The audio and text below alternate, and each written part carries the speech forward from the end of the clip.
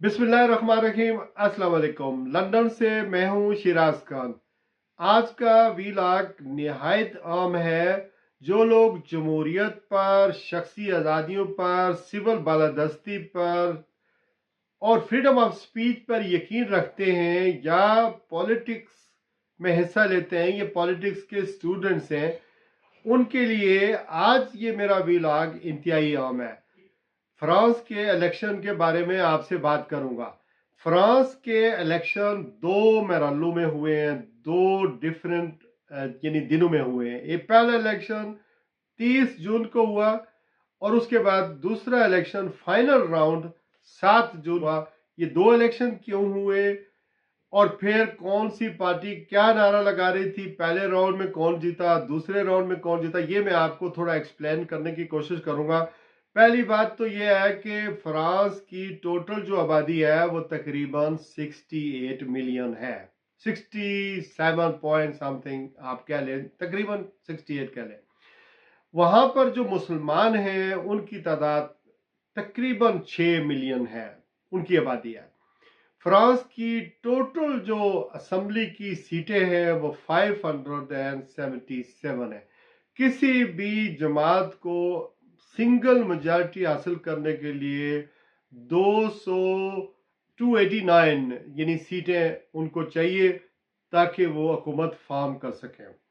अब तक जो इलेक्शन हुए हैं, दो राउंड्स में इलेक्शन हुए हैं, दोनों राउंड्स में पार्टी की पोजीशन ये है, पार्टियों की पोजीशन ये है कि कोई भी पार्टी इस काबिल नहीं है, उसके इतनी सिंगल मेजॉरिटी नहीं मिली 289 के वो हुकूमत फॉर्म कर सके। जो 30 जून को इलेक्शन हुए थे, जब वोटिंग हुई थी, तो उस वक्त जो फार राइट इंतहाई दाएं बाजू की जमात, लीपन की जमात है, उसे कहते हैं नेशनल रैली, यानी 33% उनको वोट पड़ा था।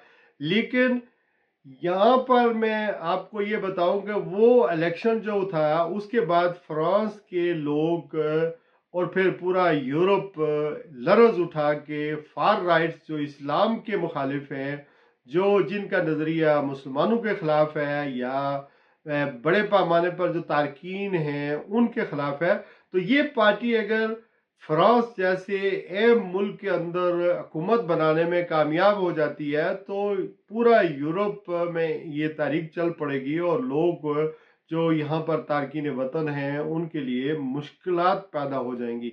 तो ये मैरीन लीपन जो है, ये सदारती इंतखाबात भी लड़ती रही हैं, लेकिन वो कभी सदारती इंतखाबात में कामयाब नहीं हुई। तो ये इंतखाबात सदारती नहीं थे, बल्कि ये इंतखाबात पार्लियामेंट के थे। सदारती इंतखाबात 2027 में होंगे, तो सदर एम्यूनुल मैक्रोन बदस्तूर 2027 तक सदर रहेंगे। अब आते हैं कि ये दो मरहलों में क्यों इलेक्शन हुए। पहली बात यह है कि जो तरीकाकार है, जो ज़ाब्ता है, एसओपीज जो है इलेक्शन की, जो तरीकाकार है वो ये है, कैंडिडेट्स अपनी कंस्टिट्यूएंसी में 50% या 50% से अबव अगर वोटें ले लेते हैं तो वो इलेक्ट हो जाते हैं उस हलके में।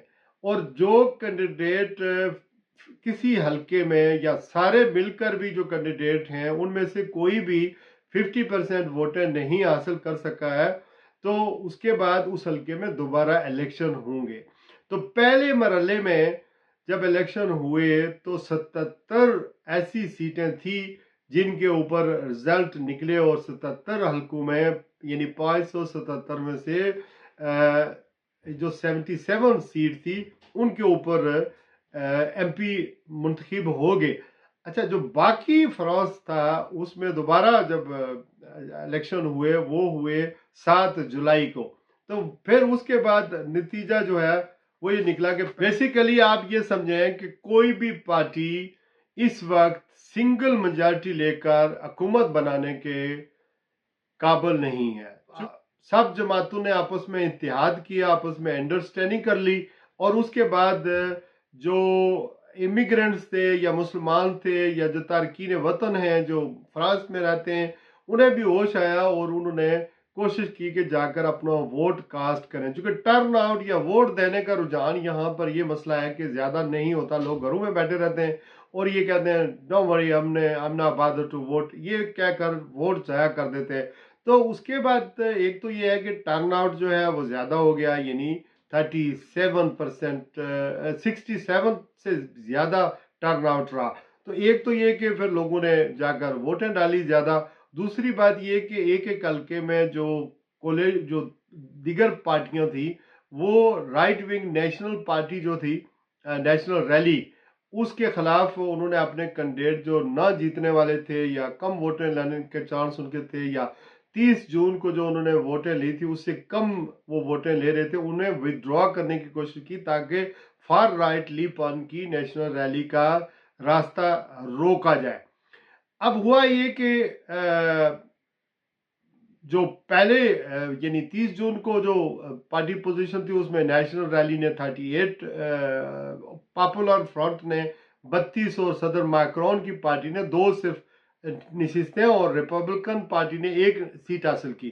اس کے بعد جو ہے نا طوفان کھڑا ہو گیا, تو لیپ آن کی نیشنل ریلی نے پہلے 38 پھر 105 سیٹیں جیت لی. یعنی میں آپ کو بتا چکا ہوں کہ پہلے الیکشن میں تو انہوں نے 38 سیٹیں حاصل کی تھی, لیکن دوسرے راؤنڈ میں انہوں نے 105 سیٹیں حاصل کی. اسی طرح مائکرون کی پارٹی نے پہلے صرف 2 سیٹیں حاصل کی تھی, لیکن دوسرے راؤنڈ میں نہ جانے کیا ہوا, انہوں نے الائنس کر لیا اور کچھ سوچ بچار کی اور اپنے کینڈیڈیٹس کچھ اپنی سیٹیں کو ایڈجسٹ کی دوسروں کے ساتھ, تو 166 سیٹیں حاصل کر لیں.